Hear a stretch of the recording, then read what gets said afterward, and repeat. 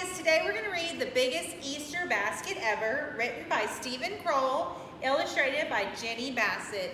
And Scholastic has given me permission to read the story to you. The Biggest Easter Basket Ever.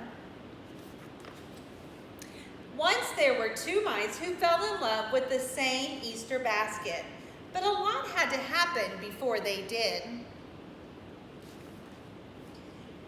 The week before Easter, moms and dads in Mouseville were spring cleaning and baking cookies when the mayor made his big announcement. We will have a gala Easter celebration on the village green. We will have an egg rolling contest and an Easter egg hunt. Everyone cheered, yippee! And whoever brings the biggest Easter basket will win a prize, the mayor added. Wow, said Penelope, I'm going to make mine out of bark. I'm going to make mine out of cattails, said James. Everyone in Mouseville loves cattails. I'm going to make the biggest Easter basket ever, said Clayton the house mouse. I knew you'd say that, said his friend Desmond the field mouse. But I'm the one who's going to make the biggest Easter basket ever. Oh, really, said Clayton. Oh, really, said Desmond. That night, Penelope and James did some serious thinking, and out in the country, Clayton and Desmond did the same. It was Easter vacation, though, so they had no homework.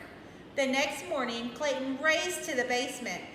Behind the old Christmas wreath and the broken skis, he found what he wanted, the big straw Easter basket his parents had made when he was just a baby mouse. He pulled the basket free, pushed it up the stairs, and placed it right in the middle of the living room. Over at Desmond's, there was no basket, but he and his brother, Morris, were making one out of twigs. By the end of the day, their big Easter basket sat in the middle of their living room. That's the biggest Easter basket I've ever saw, said Desmond. Sure looks like it to me, said Morris. That evening, when Clayton's family came in for dinner, Dad said, Son, what's our old Easter basket doing in the middle of the living room? It's going to be the biggest Easter basket ever, said Clayton. It's going to win the town contest. But what will I have inside, Dad asked. That's important too. I hadn't thought about that, said Clayton. The same thing was happening at Desmond's house. When Uncle Vernon came in for dinner, his very first words were, Desmond, what's that big basket doing in the middle of the living room?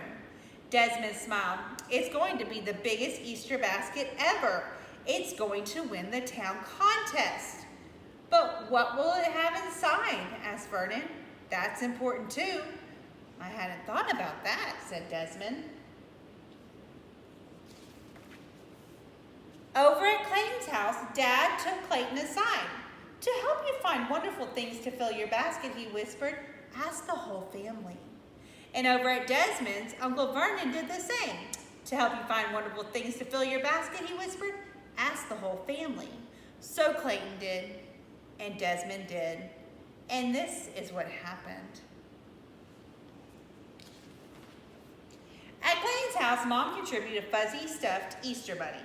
Dad added a big bag of jelly beans and a pile of plastic grass. Brother Andy and Sister Trudy appeared with a chocolate bunny, chocolate full of eggs, and a little stuffed duck that made a loud quacking sound. Carefully, Clayton arranged everything in his basket.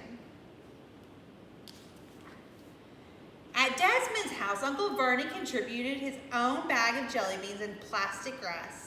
Morris added 2 marshmallow bunnies, a dancing chick with a silly grin, and a big meringue egg with a mouse family inside.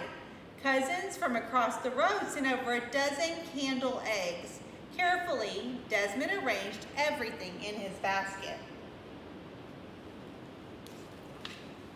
The next morning, Clayton rushed into town to check out the competition. Both Penelope and James had made baskets the same size as his. Clayton knew he would have to make something bigger and better. That afternoon, Desmond realized the same thing.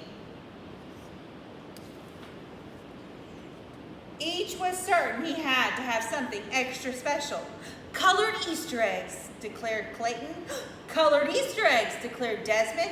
They both ran off to the market to buy the eggs and the food coloring. Clayton bought 5 cartons of large eggs in blue, green, and purple dyes. Desmond bought 5 cartons of large eggs in red, orange, and pink dyes. Each staggered out the door with a huge pile of boxes. They bumped into each other and fell down. Broken eggs landed everywhere.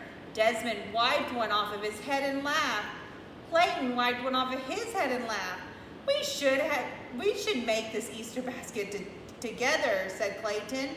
No one said we couldn't, said Desmond. The next day, they asked their families to be partners. Soon, everyone was gathering more Easter treats. Clayton organized the sorting and the egg coloring. Desmond and Morris made a twig basket twice the size of the original. In no time, they had the biggest Easter basket ever. And on Easter morning, with the egg rolling contest already underway, they carried it to the town square. Immediately, the mayor awarded both families the prize, a giant cheese bunny. Everyone danced around, munching and high-fiving. Then they shared the basket with the whole town.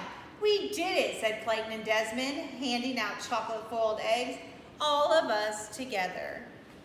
I hope you enjoyed our story, and I hope you have a wonderful Easter. Bye, guys.